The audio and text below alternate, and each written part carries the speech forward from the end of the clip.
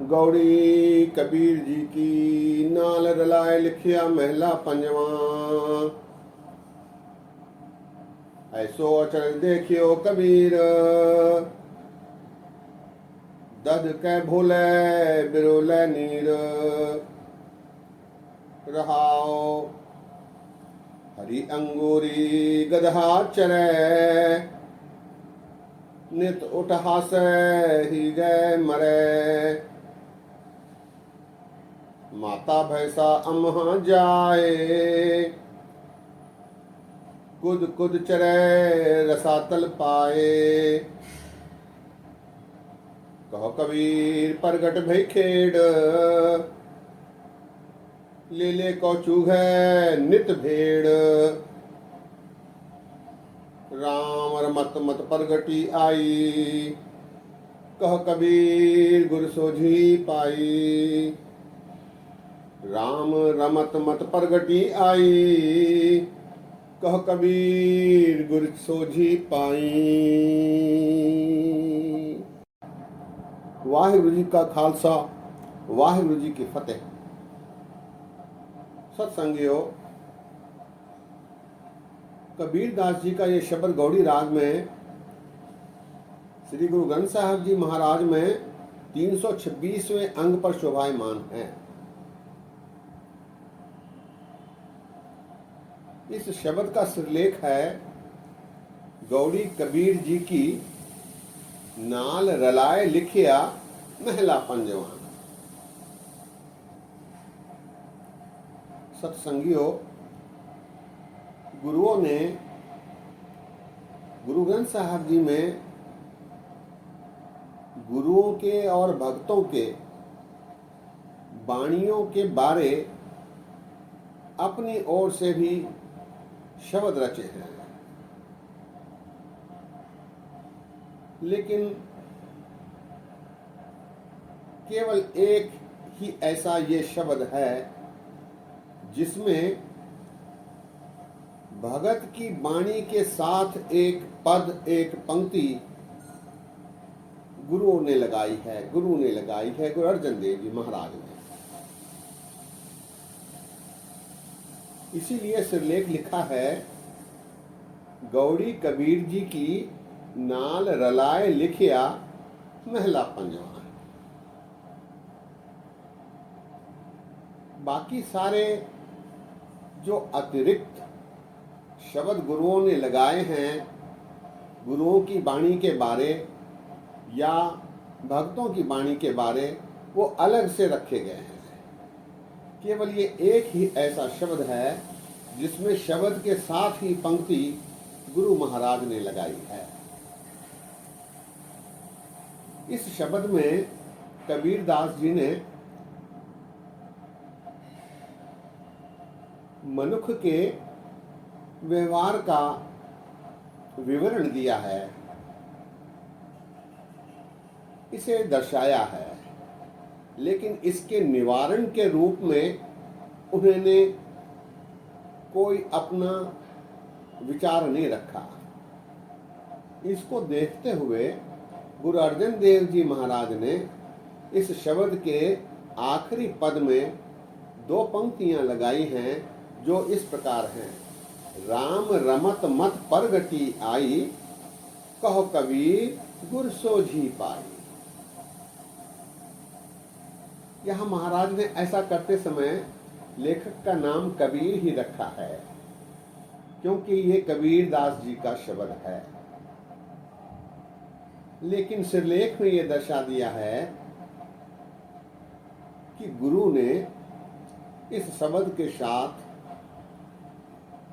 दो पंक्तियां लगाई हैं, एक पद लगाया है। इस शब्द में कबीरदास जी का कथन है कि मनुष्य माया के वश होकर, संसार के प्रति आकर्षित होकर बेकार के काम करता है, व्यर्थ के काम करता है, जिससे फल की प्राप्ति संभव नहीं। सत्संगियों, इस शब्द की एक और ये विशेषता है कबीर दास जी की जो वाणी है वो रहस्यवादी कविता है। इसे साहित्य में रहस्यवादी कविता कहा गया है। इसमें शब्दों के भेद आसानी से प्राप्त नहीं होते हैं, आसानी से इसे जाना नहीं जा सकता है। इसे साहित्य में उलटबासियां भी कहा गया है। उलटबासियां। कबीरदास जी जन्मजात से एक अत्यंत तीक्ष्ण बुद्धि वाले इंटेलेक्चुअल कवि हुए हैं। इनके शब्दों को आसानी से समझना संभव नहीं। इसकी एक झलक इस शब्द में दिखलाई देती है। आइए इस शब्द के आखिरी अर्थ जानने की निमानी कोशिश की जाए।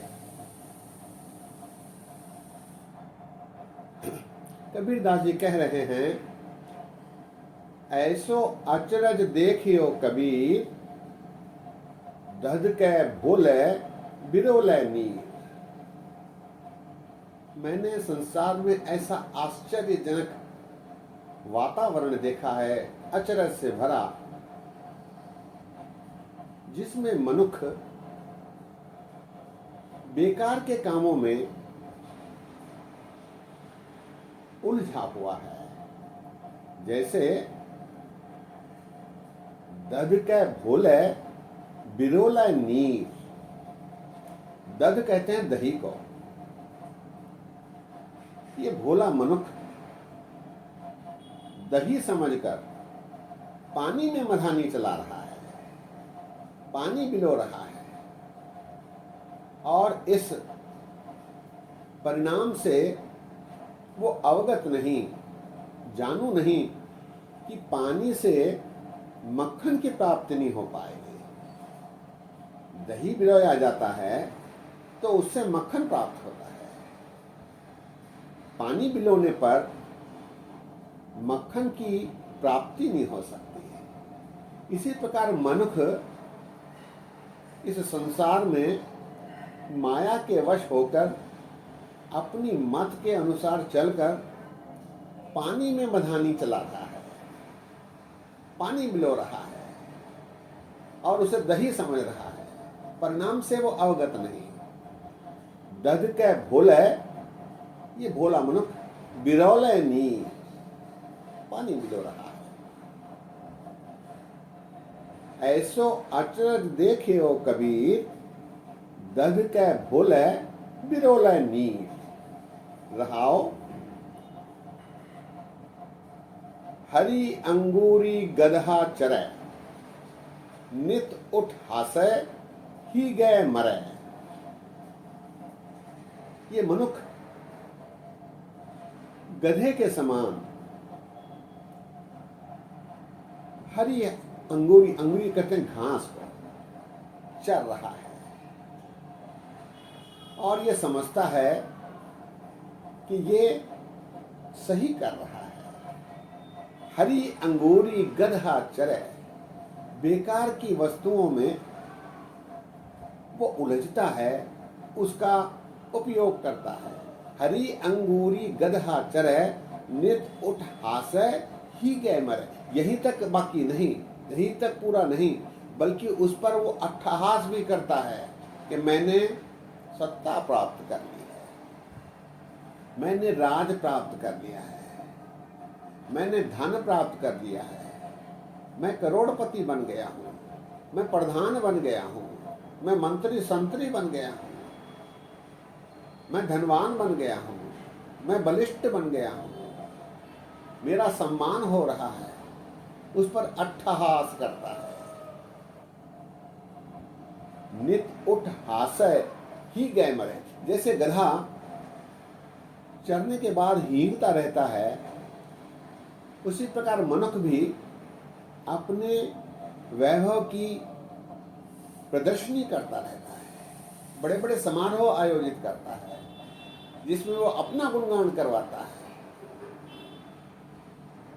डॉक्टर की डिग्री ले लेता है, पीएचडी की डिग्री सम्मान के लिए ले लेता है, पैसे देकर, और समझता है कि वो डॉक्टरेट बन गया। ऐसे लोगों की कभी नहीं है।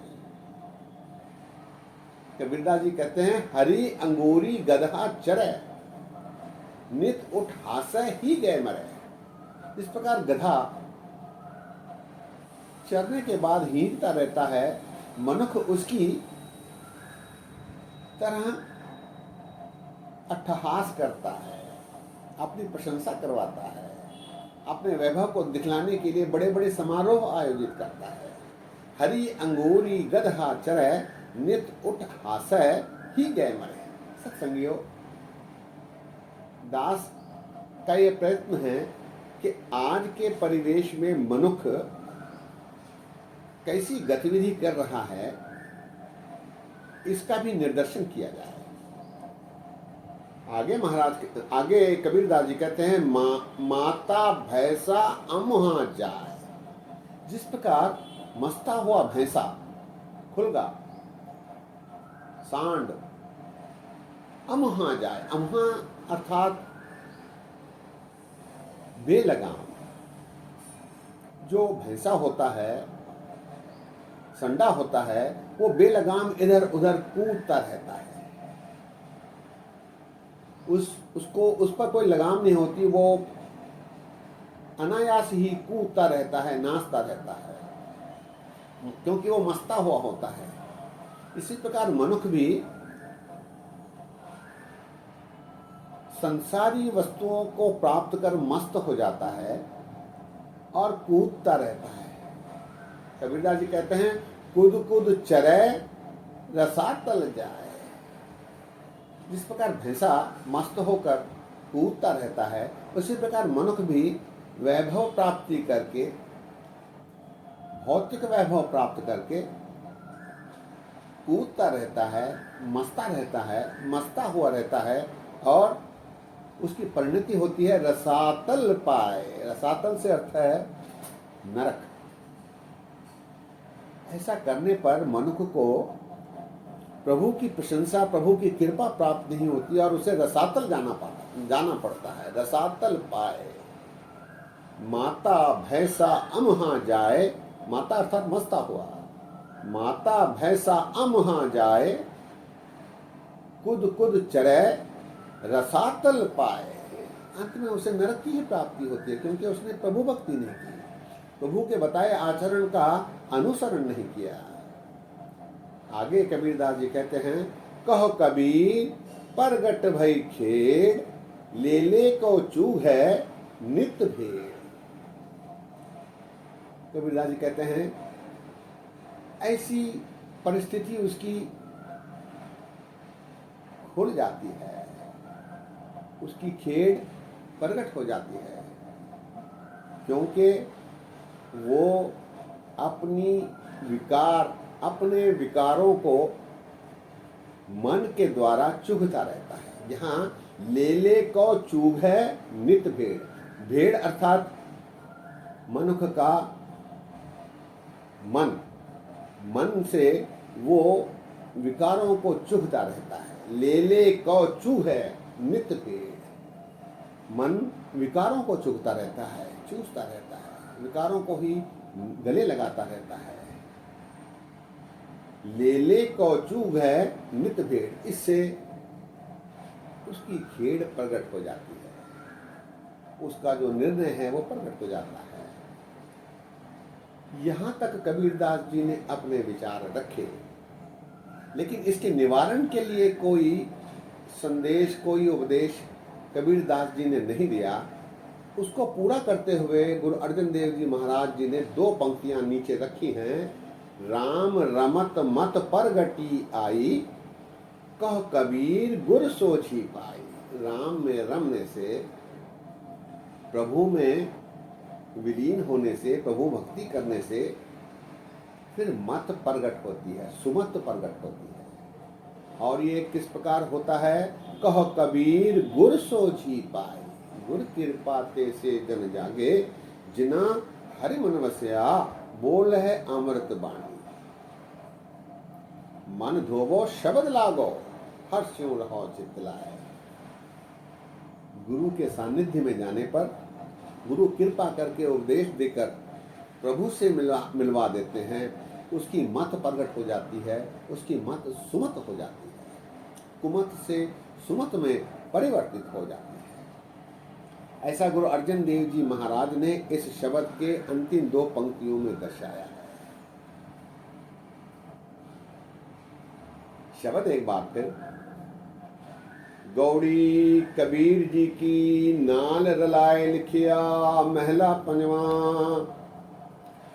ऐसो अचरज देखियो कबीर, दद के भोले बिरोले नीर, रहाओ हरी अंगूरी गदहा चरे, नित उठ हासे ही गए मरे, माता भैसा अमहा जाए, कुद कुद चरे रसातल पाए, कह कबीर प्रगट भई खेड़, ले ले को चूहे नित भेड़, राम रमत प्रगटी आई, राम रमत मत प्रगटी आई, कह कबीर गुर सोझी पाई, राम रमत मत प्रगटी आई, कह कबीर गुर सोझी पाई।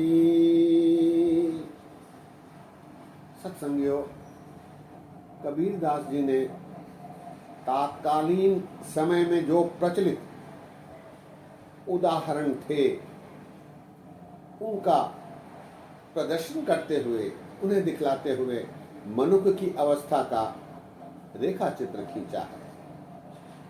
आज के परिवेश में हम इसे देखते हैं। मनुष्य आज भी भौतिक वस्तुओं में माया के वश होकर रमा हुआ है। उसी में वो प्रसन्न रहने की निष्फल कोशिश करता है। उसे इसका गुमान ही नहीं कि परमात्मा उसे देख रहा है, उसका निर्णय करने वाला है।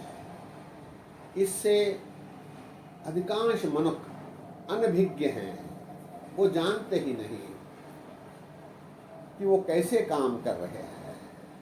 इनसे बचने के लिए गुरु के पास जाकर, गुरु के उपदेश लेकर, उन्हें आत्मसात कर उन पर चलने पर ही परमात्मा की खुशियां प्राप्त हो सकती हैं। ये एक लंबा काल है, निरंतर इसकी कोशिश की जानी चाहिए। सत्संगियों, आज यही विश्राम है। बोलते समय गलतियां हुई हैं, दास को अनजान जानकर क्षमा बख्शो। इतने वचन परवान करो। फतेह गजाओ। वाह गुरु जी का खालसा, वाह गुरु जी की फतेह।